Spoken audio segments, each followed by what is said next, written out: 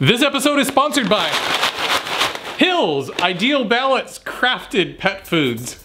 This week on Woodworking for Mere Mortals, I've got this cool cat tree. She's even got a little sleeping area down here. I'm gonna start by making the 4 legs. The first thing I need to do is cut a 15-degree angle on one side of each of these boards.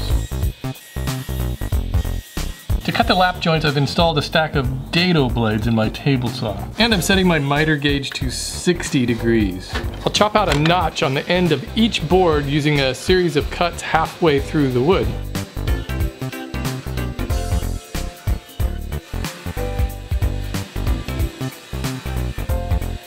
So these 2 half laps will fit together like this and make a really strong joint. Now I can cut all of these legs to the same lengths using that same 15-degree angle I used on the tops.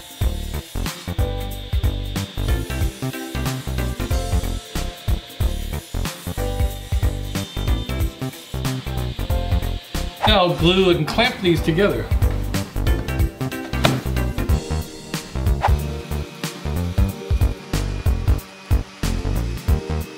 I'm rounding over the outside edges of the legs using my router. I'll use pocket screws to attach these lower leg braces.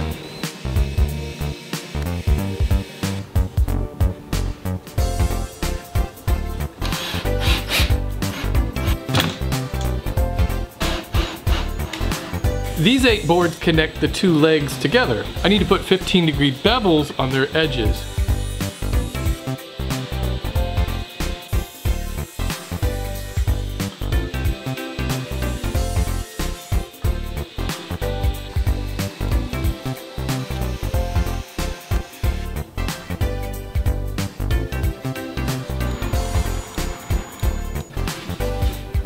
The spacer will help me line up the rest of the cross braces.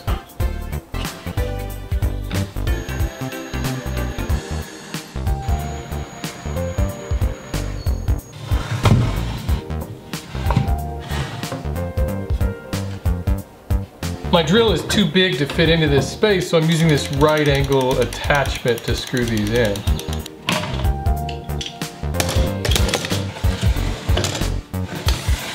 These cleats are going to hold the bottom in place. And I'll hold them in place with a couple of screws.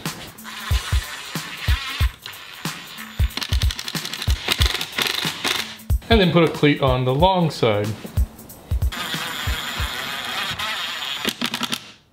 We've got this store near us, sort of a discount store, and they had this bath rug there that's really soft, and I like it better than carpeting because it has kind of a rubber back. I think it's going to be a lot easier to cut. The top 3 platforms I'm going to wrap around the board. This lower one I'm just going to cut it to size.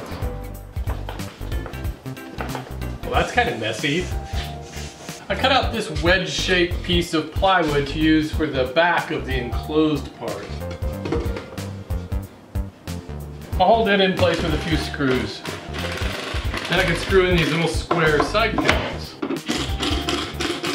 I guess I should have put this bottom in first because I couldn't get it in with the side on, so I had to take that off, and now it'll fit down in there.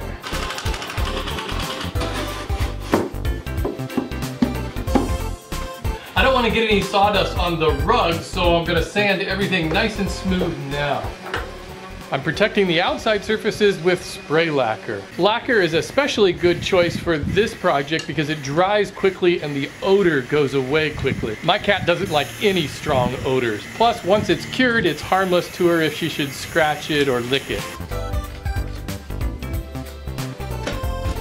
I'll attach this with carpet tape and staples.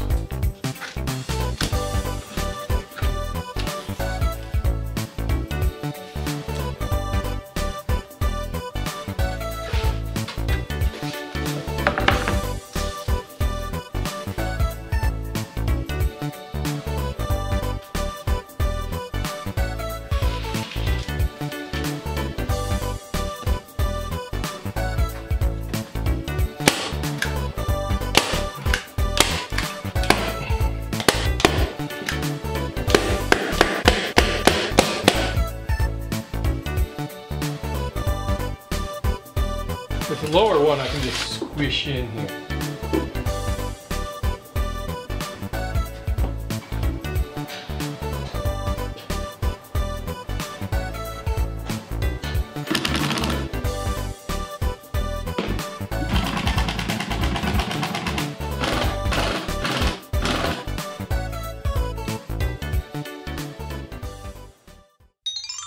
Hey everybody, let me talk to you for a moment about the sponsor of this week's episode, Crafted. Crafted is a new product line by Hills. Crafted is for people who care as much about the process of making the food as the ingredients that go into it. Nom, nom, nom, nom, nom. Hills came to me and asked me if I could make something inspired by Crafted, which is why I made the cat tree. As hobbyist woodworkers, everything we make is in small batches or even one-of-a-kind pieces for our homes and our families. You know the extra attention to detail we spend on every part of our projects, and maybe the extra sanding we do on places that really nobody else is even gonna see but us. When I was learning about Crafted, I was impressed by the amount of preparation that goes into each batch of cat food. The sourcing of the ingredients, the cooking process, even the packaging. It's this kind of attention to detail that I try to put into every single one of my projects and inspired me to build this cat tree. Hills would like for you to see what inspired them to create Crafted, and they'd like you to see what small batch means to them. That's my finger you're chewing on. Please click on the link down in the description for more information. And of course, I really want to thank Hills for supporting and sponsoring this week's episode of Woodworking for Mere Mortals, and for believing in the power of Preincess Meow-Meow.